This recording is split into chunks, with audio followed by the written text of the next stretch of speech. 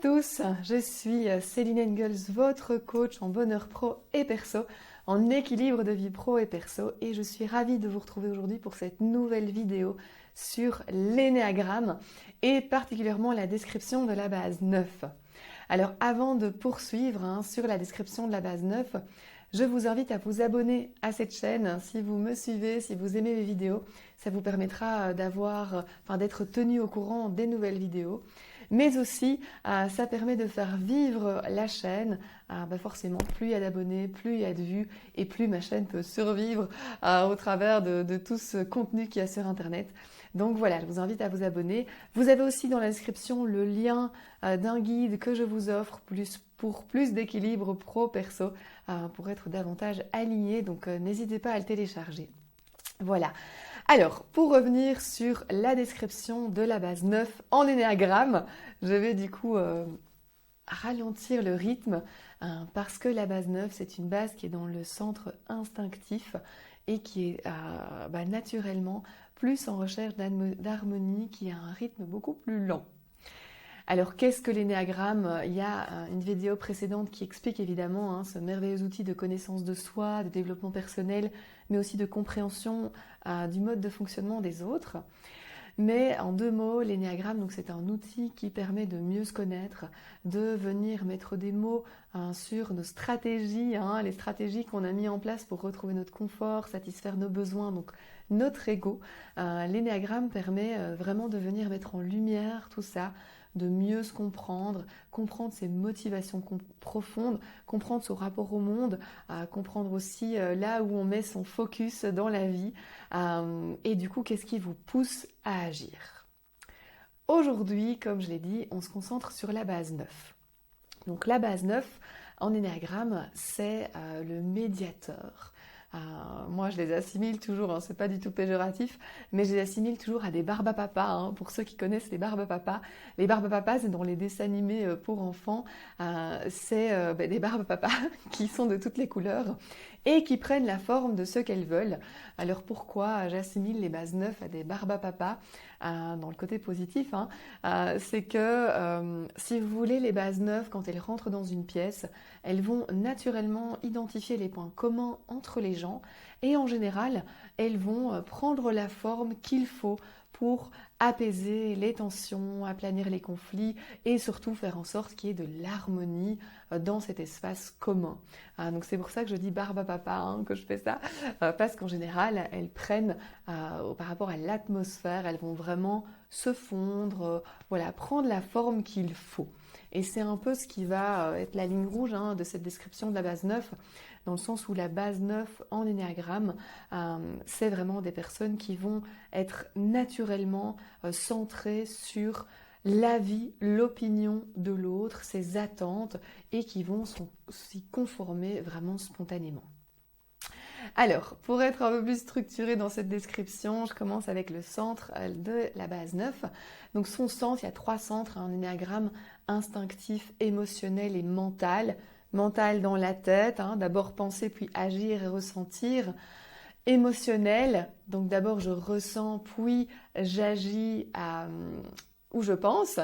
Et enfin, quand on est dans le centre instinctif, le premier filtre avec la réalité, c'est le corps, le ressenti du corps.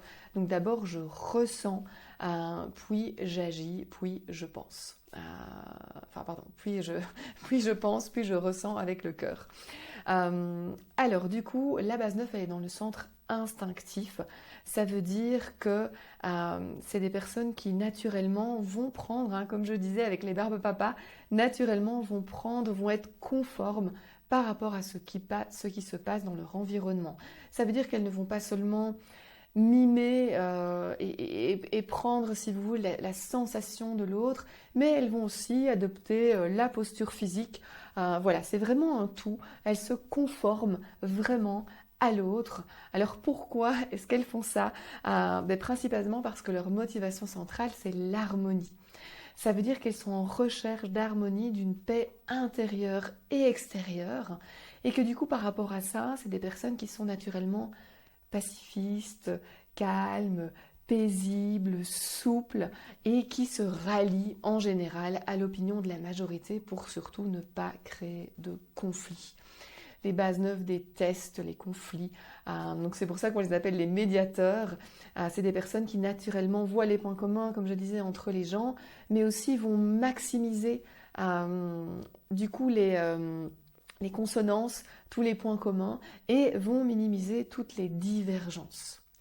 Et donc, comme elles ne supportent pas le conflit, qu'elles ont cette motivation pour l'harmonie, elles vont vraiment se conformer à l'autre, à l'opinion, à l'avis de l'autre, pour ne pas risquer de devoir se positionner, parce que si elles doivent se positionner, forcément c'est plus compliqué, parce que en se positionnant, elles choisissent un camp, et qui dit choisir un camp, dit risque de tension, risque de conflit, et c'est surtout ce qu'elles ne veulent pas créer.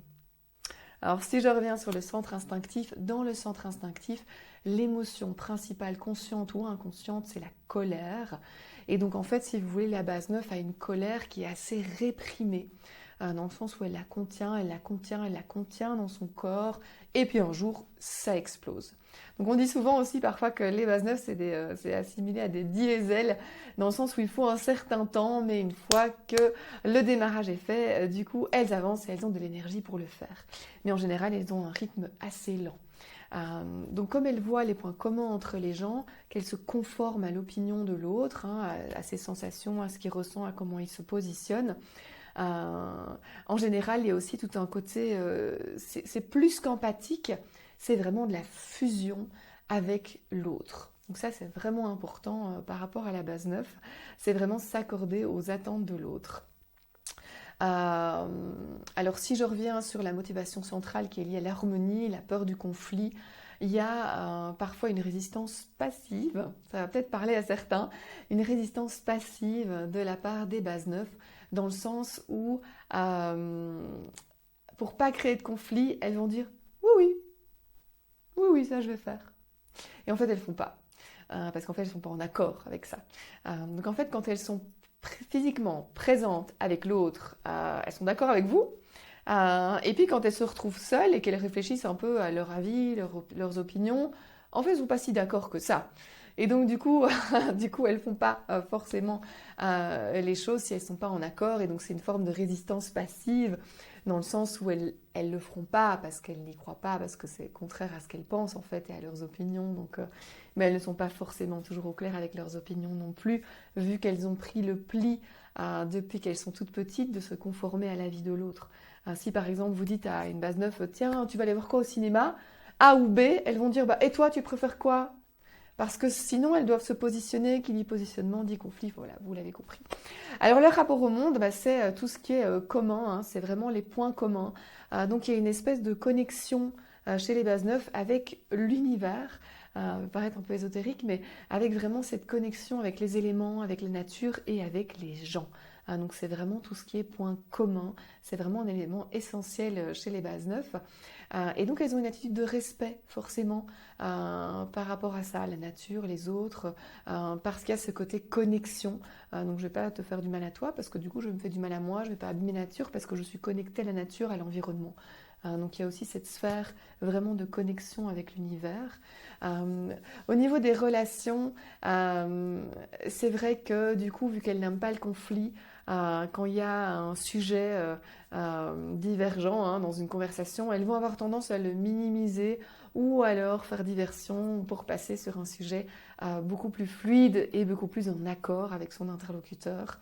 Donc elles acceptent en général les autres comme ils sont.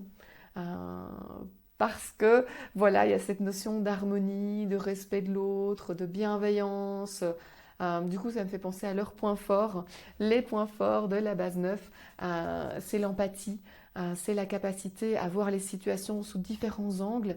Parce que naturellement, comme elles voient les points communs entre les gens, elles arrivent vraiment de l'intérieur à aller se dire, mais en fait, c'est pas si grave.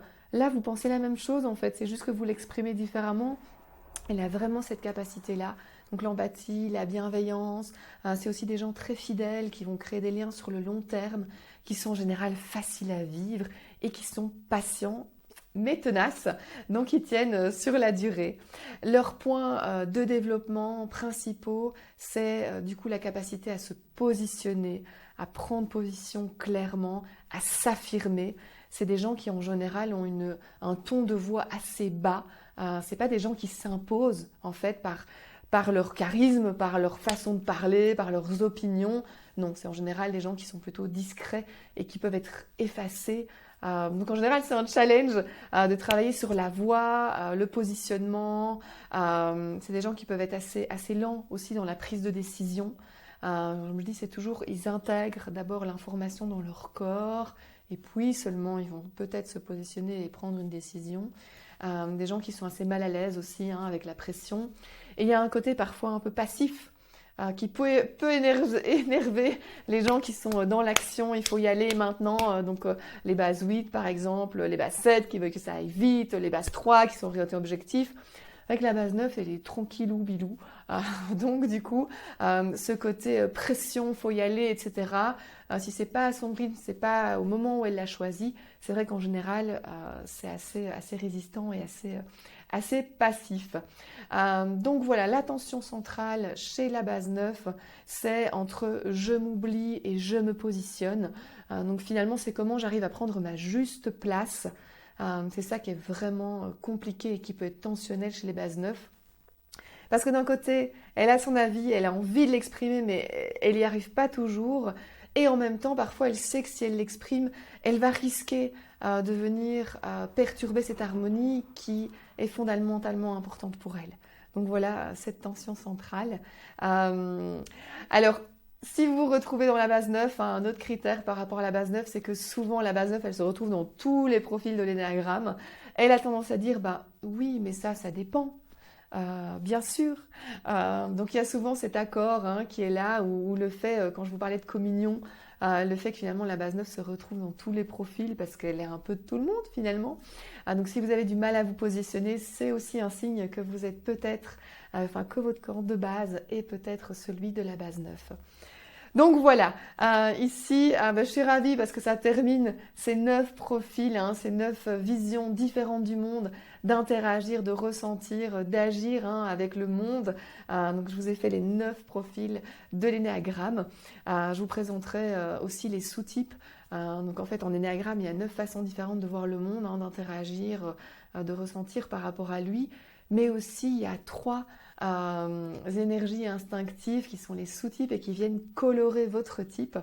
Donc dans une prochaine vidéo, je vous expliquerai du coup les 3 sous-types. Et donc vous avez en fait 27 archétypes. Donc waouh. Donc c'est un outil vraiment profond qui permet d'aller en profondeur dans la connaissance de soi et du mode de fonctionnement des autres. Et du coup, je trouve vraiment de gagner en tolérance. Moi, je l'utilise aussi en coaching pour développer le leadership. Plus vous vous connaissez, plus vous pouvez révéler le leader qui est en vous. Donc voilà, je vous invite à regarder toutes les vidéos, à essayer d'identifier votre profil, votre camp de base en énéagramme. N'hésitez pas à revenir vers moi, à me partager ou à me questionner si vous voulez identifier votre profil. C'est avec plaisir que je vous accompagnerai là-dedans. Moi, l'énéagramme, c'est vraiment mon dada, j'adore ça. Je trouve que c'est un outil vraiment fabuleux. Donc voilà, si vous avez aimé cette vidéo, encore une fois, je vous invite à vous abonner à ma chaîne, à aimer la vidéo, à la partager autour de vous. Si vous avez reconnu quelqu'un dans ce profil, n'hésitez pas à lui envoyer. Et moi, je vous dis à très bientôt pour de nouvelles vidéos, de nouveaux conseils pour être plus épanoui dans vos différents domaines de vie. À très bientôt.